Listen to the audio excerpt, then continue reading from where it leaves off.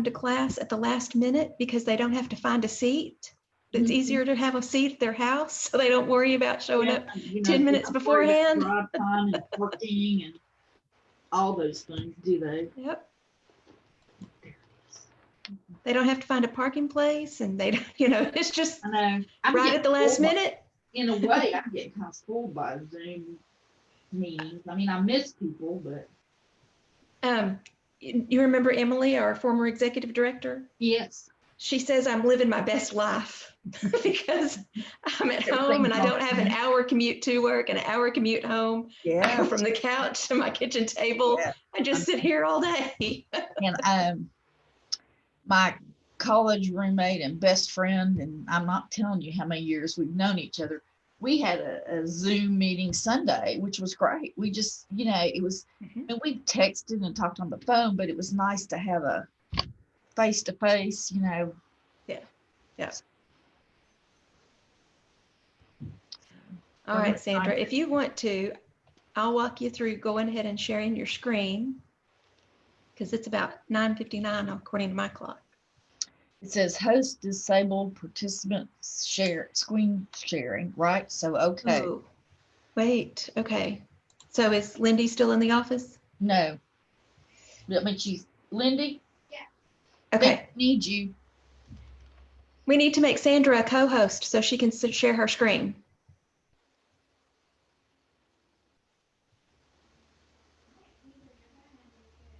Okay. All right. Yes, it will stop. Thank you, Lindy. I'm going to mute myself now. Or, well, I'll let you go ahead and get all the way pulled up.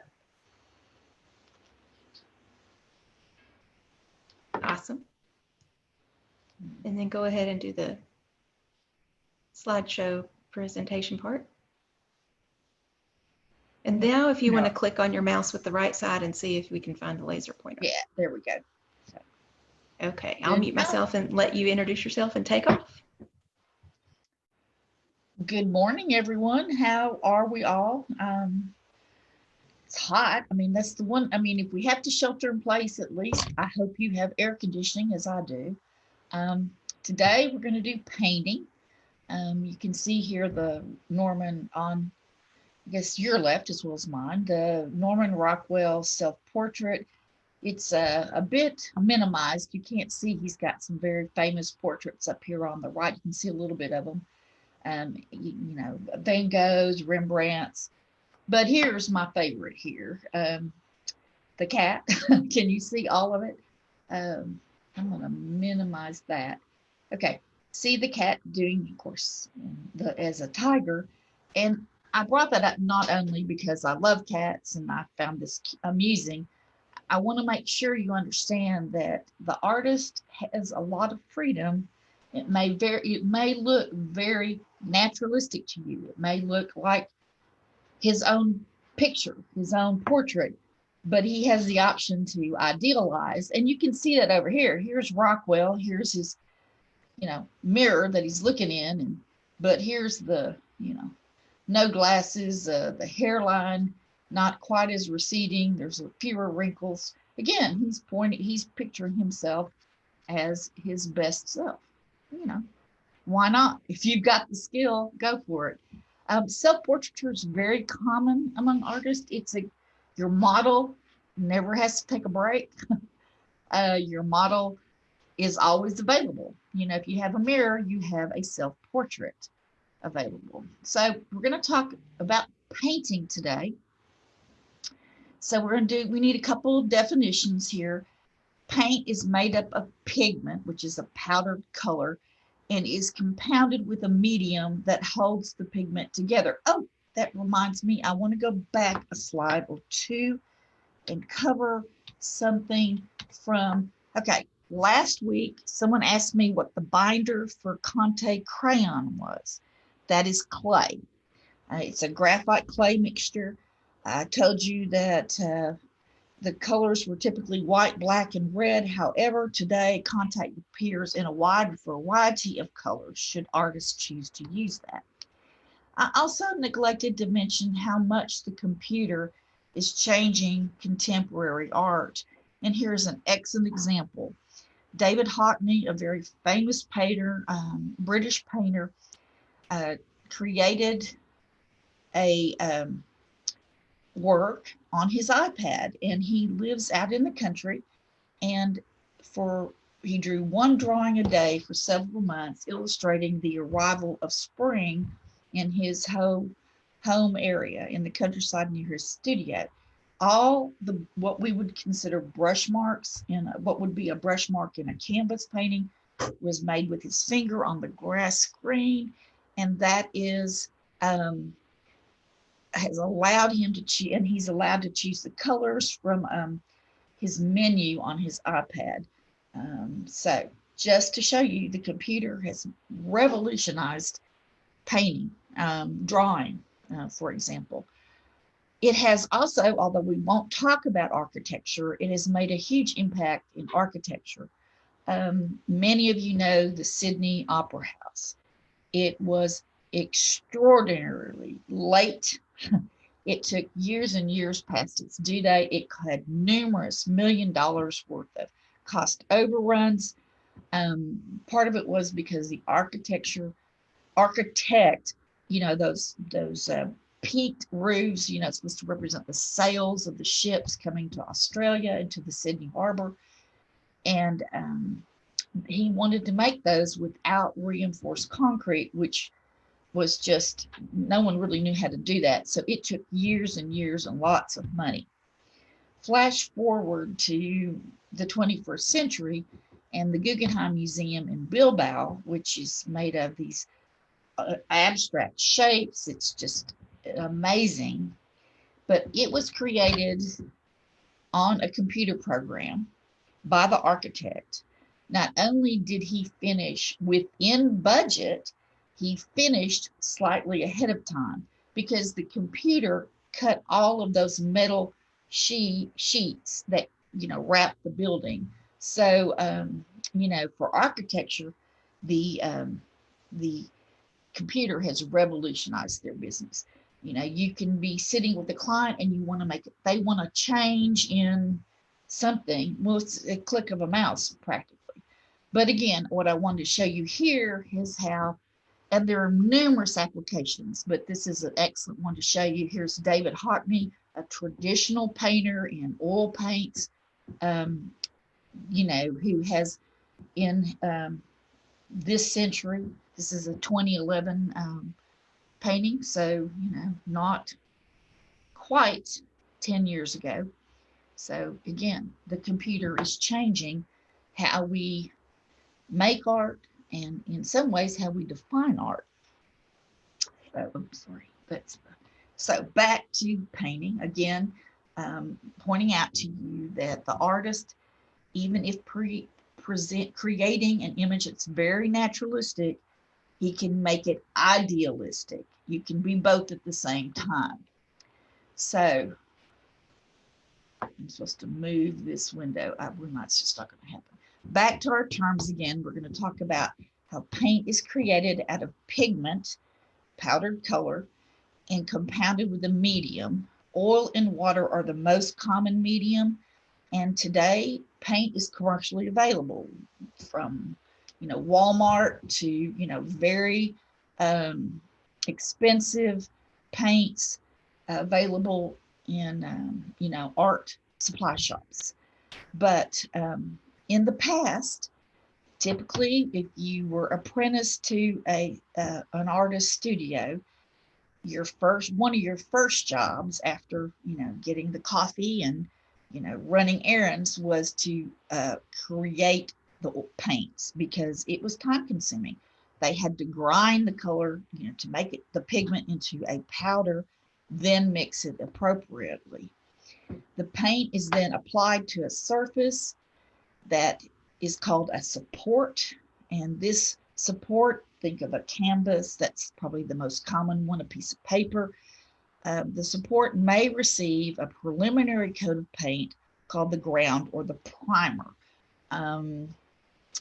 Depending on the artist and the era, what color of the primer would be For example, in Rembrandt's time, for example, he used a very beige, very neutral looking primer ground for his work. The Pre-Raphaelites, late 19th century art group, they used white because they wanted they were trying to recreate the subject matter, the style of art before Raphael, before the Renaissance. They loved not so much the medieval style, but they loved the medieval subjects.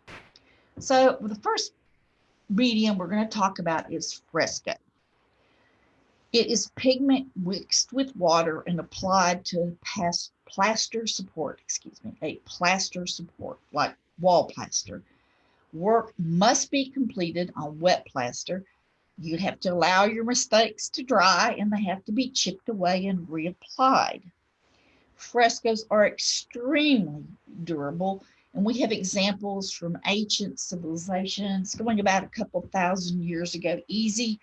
Think of the Minoans on Crete. If you've ever seen the bull jumping fresco, that is, and the amazing thing about fresco is how durable they are. They survive. They hold up well. I mean, they need cleaning, so the frescoes of the Italian Renaissance are considered some of the greatest works of art, and they would begin with what's called a cartoon. It's not like the comics that we think of today when we say cartoon.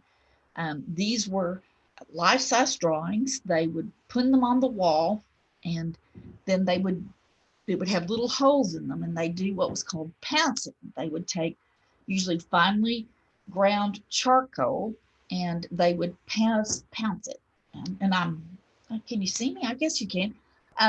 Moving all over those little holes, so they take the paper away, and then they have an outline on the fresco. But remember, it has to be wet, and the pigment binds with the wet fresco. That's one of the things that make them so durable.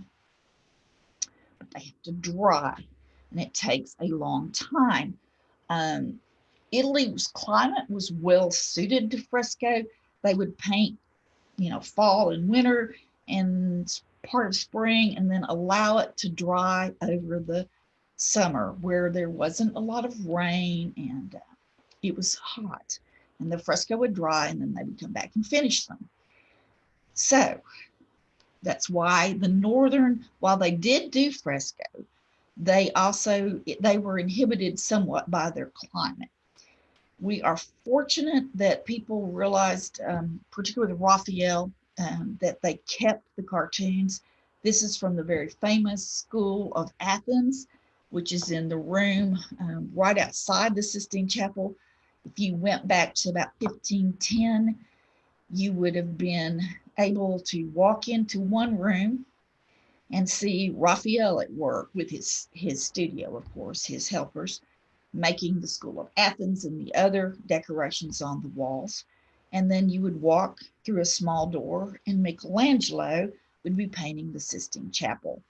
An amazing period of art. And Rome was very much the center of the art world.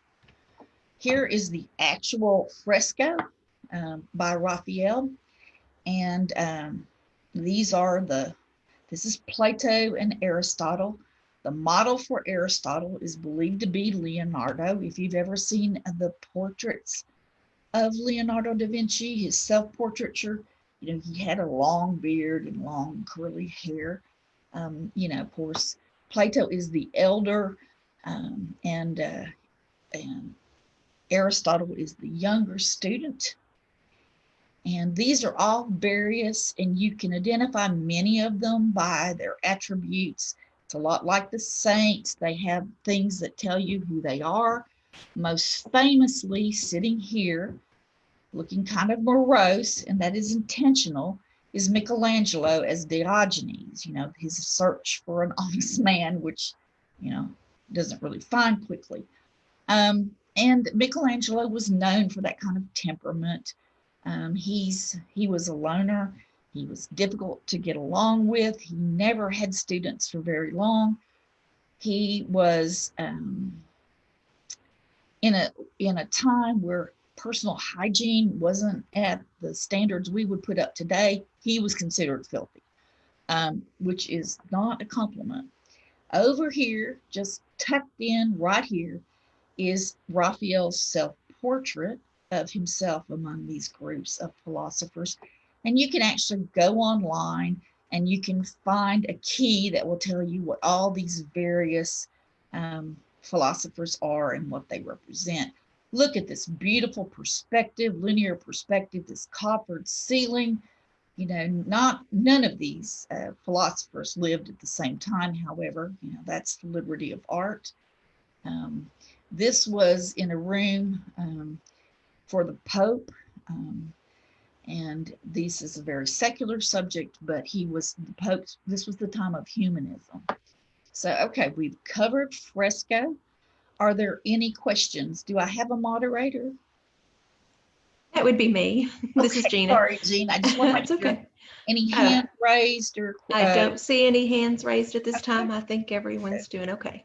But remember, this is not a brand new technique. You know, this has been going on for thousands of years. However, it is beautifully done.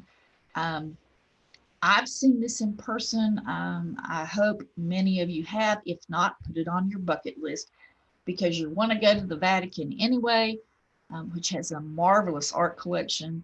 And you'll take a tour and to go see the Sistine Chapel, and they'll hurry you through this room. So take a quick look, you know, at the Sistine Chapel. I mean, at the School of Athens. I wish they'd actually let you spend more time with it. Okay, we're going to talk about tempera. Again, this is a pigment that's mixed with an emulsion, which is a stable liquid with an oil or fat, wax, or resin. A common emulsion is milk. So think of something along that line. The key is that usually it has a fat in it. Tempera has both the qualities of watercolor and oil paint. It is an aqueous medium, and it dries to an insoluble layer.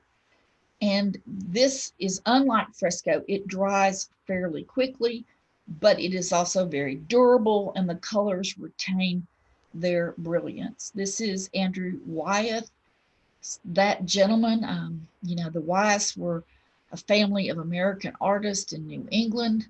You know, this is, you know, an intriguing portrait, and it's using tempera. We think of tempera kind of along poster paints, but we're talking about a much higher quality. It's like Crayola crayons and contact crayons. You know, there's a different quality to their colors and expense.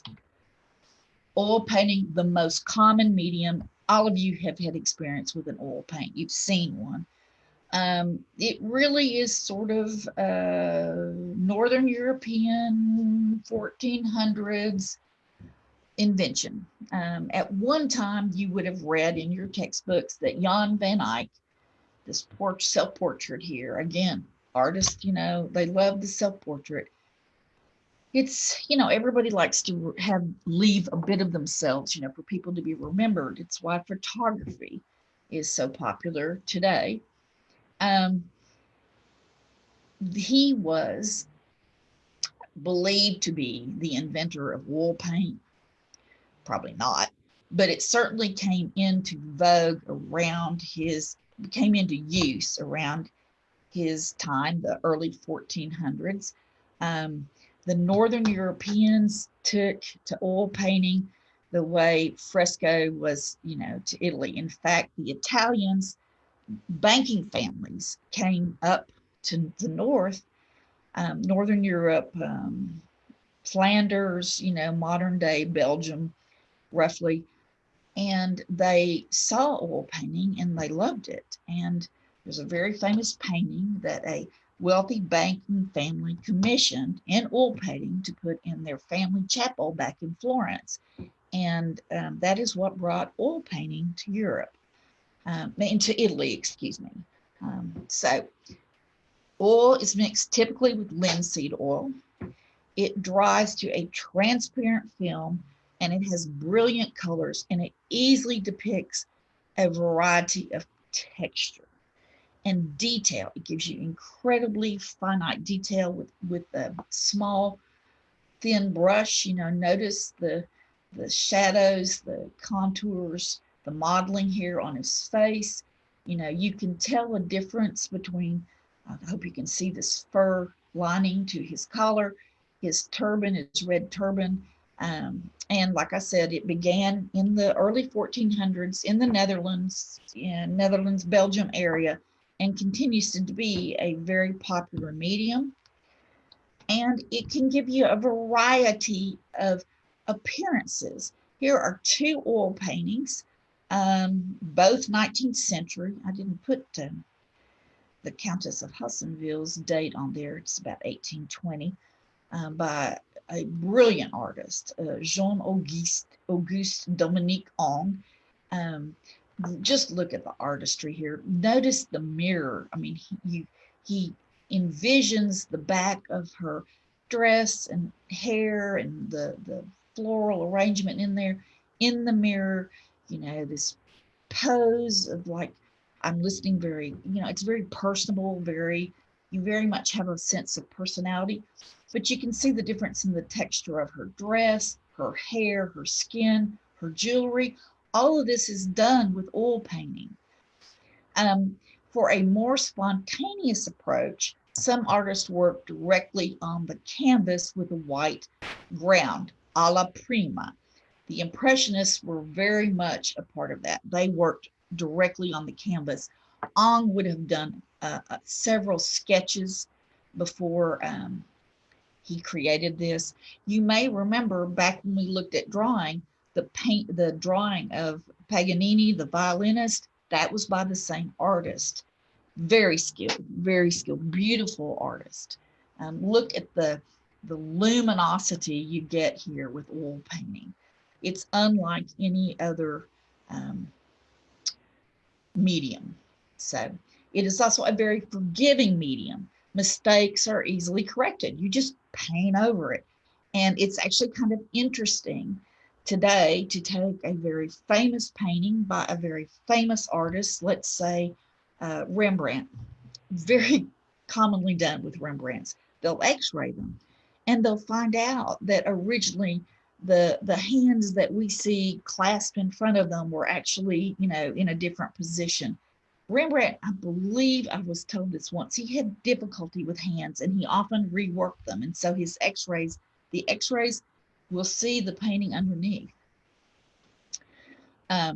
It creates details and textures. You can make satin look like satin and skin look like skin. And there are artists that are just brilliant at this. Here is Berthe Morisot's girl arranging her hair. Now the Impressionists, they used a much looser brushstroke, you know, much faster. This would have been a very careful application. This is more spontaneous. It's also a much more casual image. You know, you can certainly envision that the Countess here posed somewhat at some point with the artist, whereas, you know, Berthe Morisot may have done a quick sketch. Remember the sketches we saw earlier in the drawing section, Degas' ballerina, for example. You know, she had models. This may well have been a model, but you can't hold your arms up like that for a very long time. So, you know, she did a quick sketch. She had the girl, you know, she definitely probably worked directly from life with her face, but some of the other details she could add. You can particularly see the brushstroke that's known as calligraphic that the Impressionists were famous for, very different than the very linear, very smooth, detailed look over here on Ong, and yet they're using the exact same tool in oil painting. Okay, we've covered tempera, we've covered oil painting. Do I have any questions? I try to stop, and because this is not we don't have a lot of slides here, but that gives us a great opportunity for discussion. Anybody? I have a question. Yes, go ahead. I was reading a book of fiction, and the author wrote that too much oil painting on a canvas has weight and causes things to slide a bit. Is that true? You know, I've never heard that. You mean just heavy layers? I think it would have more to do with whether your oil paint had dried, because it takes a fairly long time for oil paints to dry. You know, those images you see of the artist studio with canvases stacked against the wall, part of that was the drying process. Now, it didn't take nearly as long as Fresco, but it does have a drying period. So to me, and I don't know this for accuracy, I will check with one of my artist friends and ask that question and try to return to you next week about it, about that slippage. But to me, it would imply that the painting underneath had not dried thoroughly. I think you're right, because they talked about it would alter what you had already done. Okay, well, great. Tell me your name, please. Jake? Okay, Jake. Well, good question. What was the novel you were reading? Oh, I think it was a novel. It was Louise Penny. It was a murder mystery. Oh, cool. I like murder mysteries. I read almost every genre out there. So, anyway, it's why I have a hard time picking a favorite period of art. You know, I can see beauty in all of them. Watercolor. Okay. Watercolor. Its pigment is mixed with water. Surprise. Often gum arabic. It was easily transported for outdoor painting. And we have to remember that it is the 19th century, and even probably about mid 19th century, that we have pre-mixed tubes of paint, because it's very cumbersome to take all your stuff out to mix your oil paints to paint a landscape. As hard as it is to believe, those immense landscapes by people like John Constable, he painted those indoors. But he would do watercolor sketches because it's easy. You know, we all have been in the grocery store, Walmart, anywhere, and see that little 8 to 12 thing of watercolors, and they're solid, they're dry, but water particularly is readily available. You just take a little water, mix it with your color, and go right on your paper. It was easy to take a backpack, maybe a flask of water, but in England, water is pretty readily available, and your pigments and a pad of paper, and boom, you've got your sketches. And so they're intimate because they're again, remember, like when we were talking about drawing being an intimate art, because typically they're on small pages and they're more spontaneous, and that is very much a quality of watercolor. This is J.M.W. Turner, a very famous British artist, a very talented oil painter. This is the lagoon near Venice, again, probably done with the intention of creating a formal oil painting. You look at the colors up here in this sky. He was very good at this. He did the Houses of Parliament burning, it's just a beautiful painting of a terrible subject. So you might Google that. And I go to Google Images, you can find almost anything there. Okay. It is similar to drawing, as it is often used to create preliminary works. Like I said, the great landscape painters of the 18th and early 19th century did not it's the Impressionists really that take their easels, their canvases, and their paints out to nature and painted there. Bert Marceau, when she married, that freed her up so much. She had a very loving husband, and on their honeymoon, he hauled all her stuff around, and she painted some beautiful, beautiful paintings during that time. It is primarily known for its transparency and its luminous quality. You really get that sense here. You know, the transparency of the sky, the luminosity of the water. I don't know what this is supposed to be. Obviously, this is piers, part of a dock, I would guess. However, watercolor is very unforgiving. You cannot just go back like you can with oil painting and go, oh, I didn't like the way those hands turned out. I'm going to change how they look. Not going to happen. You have to make lemonade out of your lemons with watercolor. But again, you're working on a small scale. It's much more spontaneous. It dries quickly. You're doing a watercolor and you don't like what you did, you just flip the page and start over. So it has every medium has its pros and cons, and that is the one with watercolor. And I'm going to show you something special.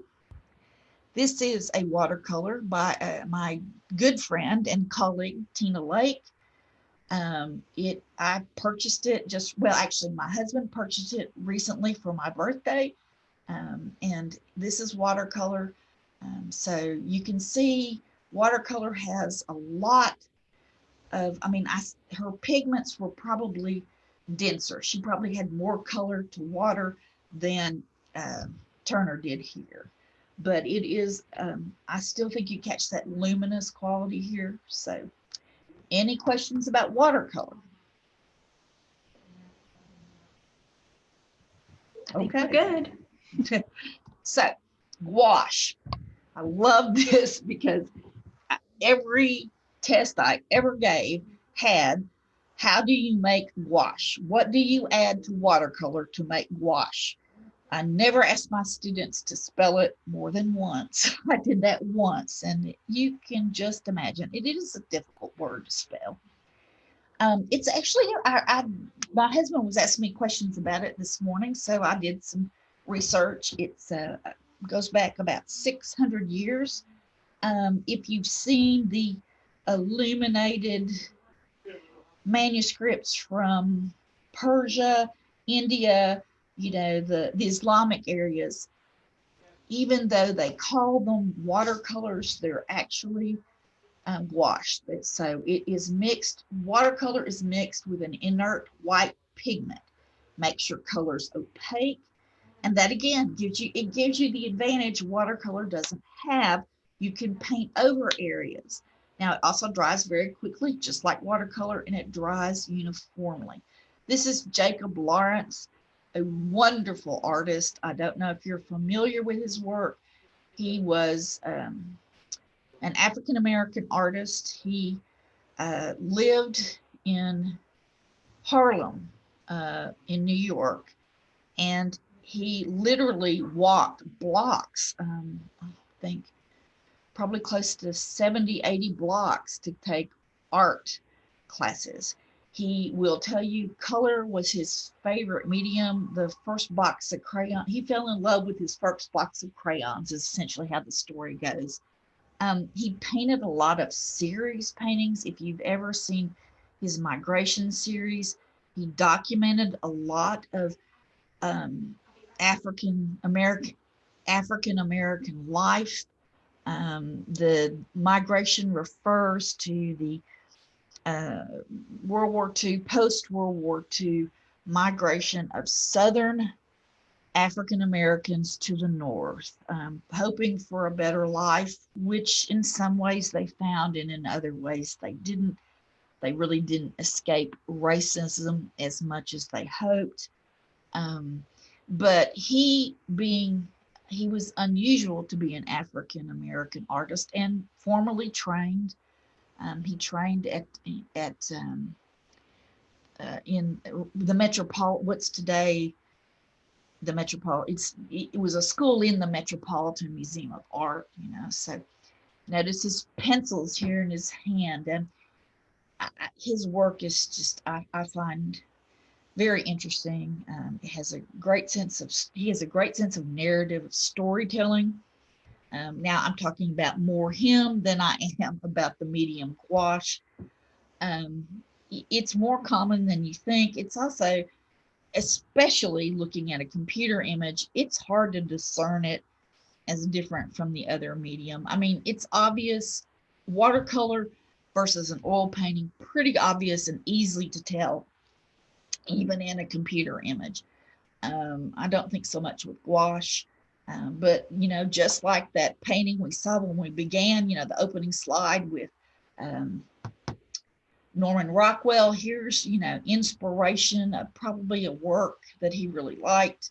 His tools here, you get a real sense of immediacy that he stopped to pause, to look at you, but, obviously he spent some time with a mirror to create a self-portrait here. So, any questions about gouache? Oh, we're just moving along. Either you're bored or I'm giving you plenty of information. I don't know which one I prefer to think it is. Acrylic. This is a real 20th century medium. Synthetic colors discovered through chemical research. The first color ever produced through chemistry is the color mauve. Heard it pronounced both ways. There's actually a book called The Man Who Invented Mauve. You can read about it.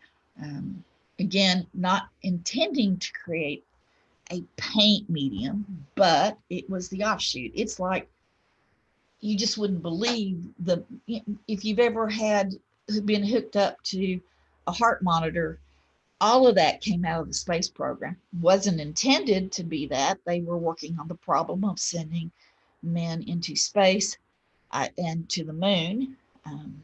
But out of that grew Velcro. If you Velcro your shoes, you have used a product created for the space program. So it's amazing what scientific research discovers. So depending on the use, how acrylic is used, it can mimic the effect of a wide range of medium. That has a lot of appeal to artists. I mean, think about it, especially if you're, the stereotypical starving artist, having one set of paints that can look like oil painting 1 minute, can look like tempera or watercolor the next. It's very, very effective. It also allows you, as this artist does in her painting here that I'm showing you, it allows her to use different effects. Here's a kind of watercolor looking background, and then some of these darker images, this black especially, looks a bit like ink. We have this red dot that has much more of an oil painting look. Again, she is able to mimic a wide range of materials within this one image. It dries very quickly and it's permanent. So this is a 2004 acrylic on canvas by Beatrice Milhais, and it's Mariposa, which I believe is Spanish for butterfly. We're at basically the end of the lecture. So do we have any questions? Anything you would like to ask? Yep, we're going to do printmaking next week. Any slides you would like to see again? Anything you'd like to discuss? If you want to talk about what you're doing to stay cool or stave off boredom in the pandemic, feel free to chat. It's now your time. So I have a question.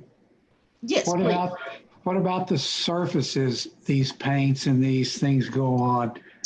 How do they affect what the product? Oh, absolutely. The texture underneath, that obviously makes sense. With paper, you see that particularly with drawings. Could we go out of presentation mode and into gallery mode so people can? Oh, good idea. Thank you, John. Okay.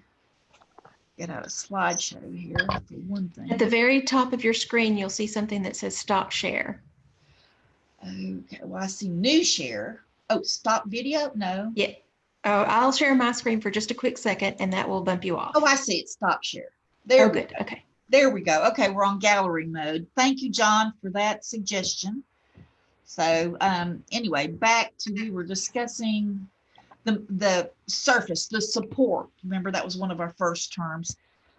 You've been in, I'm sure you've been in Hobby Lobby or somewhere and you've seen, the white canvas. That's pretty much what most artists use. Again, the quality, the size, the texture, what kind of primer they put on it will vary to their preference. But that's the most common. But you're right.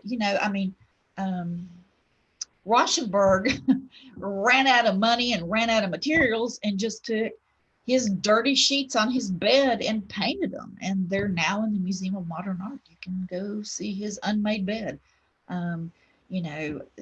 Sometimes there are artists that, for a variety of reasons, look for something unusual to work on. So does that answer your question? Or so can I piggyback on that? Sure, please do, if you have more information than I do.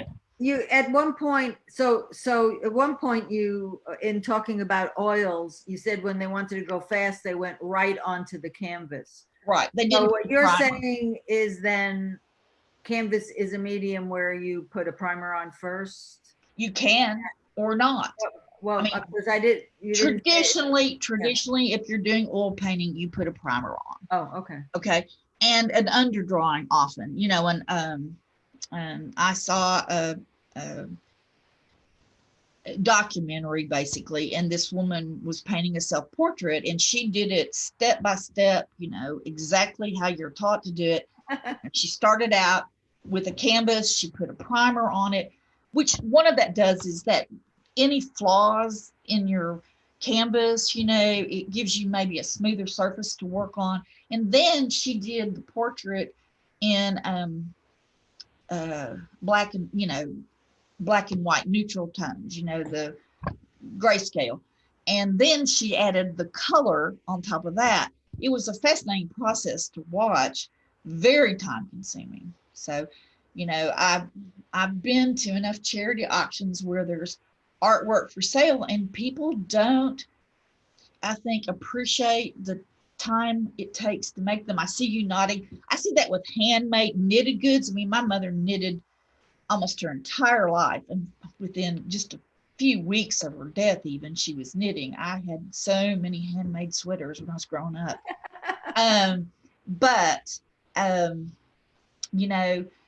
I don't think people appreciate the time and effort that goes into they look at the materials and they think, piece of paper and some watercolor, big deal.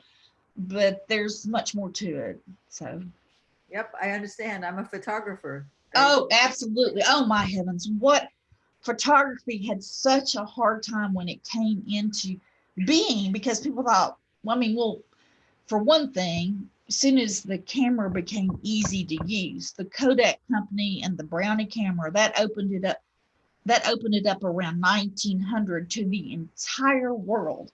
Well, I can take a snapshot, big deal. Well, there's much, much, much more to it in a professional just the composition alone, So anyway, thank you, Doris. That was a very good discussion. Yeah, one documentary I saw once was some of these great artists, Renaissance artists that have done these big, amazing things that we think about were actually more art directors. Oh, absolutely.